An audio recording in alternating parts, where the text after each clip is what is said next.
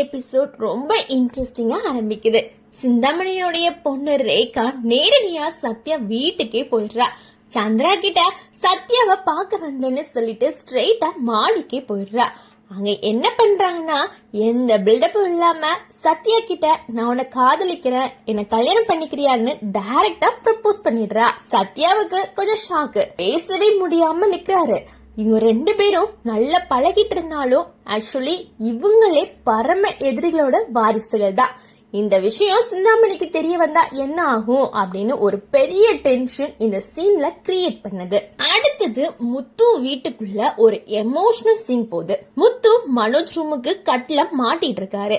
அப்போ விஜயா பாவம் மனோஜ் வெளியே எப்படி தூங்குவான், கொசு கடிக்கும்னு ரொம்ப கவலைப்படுறாங்க. அதுக்குள்ள அண்ணாமலை கொஞ்சம் கடுப்பாயிடுறாரு. இவ்வளவு நாள் வெளியே இருந்தப்போ உனக்கு தெரியலையா அப்படின்னு கண்டிக்கிறாரு.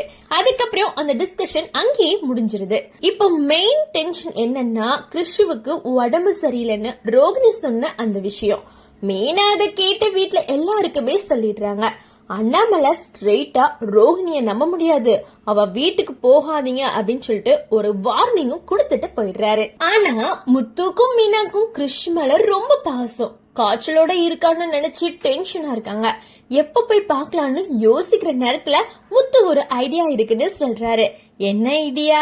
அதுதான் சஸ்பென்ஸ். இன்னொரு பக்கத்துல இன்னொரு இன்ட்ரெஸ்டிங் சீன் வருது. ஸ்ருதியோடைய அம்மா அப்பா ரவியோட மேட்டருக்காக நீத்துவ நேர்ல சந்திக்கிறாங்க. 9 லட்சம் ரூபாய் கொடுத்து ரவியோட வாழ்க்கையில இருந்து விலகி போன்னு சொல்றாங்க. அது மட்டும் இல்லாம ஸ்ருதி கிட்ட மன்னிப்பு கேளு அப்படின்னு பேசுறாங்க. ஆனா நீத்து பணத்தை ஸ்ட்ரெயிட்டா ரிஜெக்ட் பண்ணிடுறாங்க. எனக்கு இந்த பணம் வேணாம், ஆனா நான் ரவிய காதலிக்கிறத நான் நிறுத்தவே மாட்டேன் அப்படின்னு ரொம்ப தைரியமா சொல்லிடுறாங்க. இத கேட்ட பேரண்ட்ஸ் ரொம்ப கோபமா அங்க இருந்து கிளம்பிடுறாங்க. இங்க நீத்துவோட ரியல் ஃபேஸ் என்ன, நல்லவளா இல்ல வேற ஏதாவது பிளானா அப்படின்னு ஆடியன்ஸ்க்கு டவுட் வருது. இன்னொரு பக்கம் ரோஹிணி கிருஷ்ணன் நினைச்சு வருத்தப்படுறா. அப்போ சிந்தாமணி வந்து மைண்ட் கேம் ஆரம்பிக்கிறாங்க.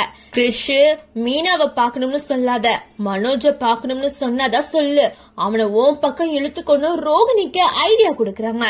இதுல ரோகிணி என்ன முடிவு எடுக்க போறாங்க? சிந்தாமணியோடைய பிளான் ஒர்க் ஆகுமா? முத்துவோட ஐடியா தான் என்ன? ரேகாவுடைய லவ் மேட்டர் எப்படி டர்ன் ஆகும்? இவ்ளோ ட்விஸ்ட், டென்ஷன், எமோஷன் எல்லாத்தோட இன்னைக்கு எபிசோட் முடியுது.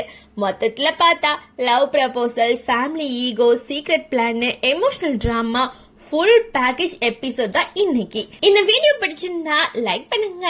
இன்னும் இப்படிப்பட்ட அப்டேட்ஸ்க்காக நம்ம சேனலை சப்ஸ்கிரைப் பண்ணிக்கோங்க. நன்றி, வணக்கம்.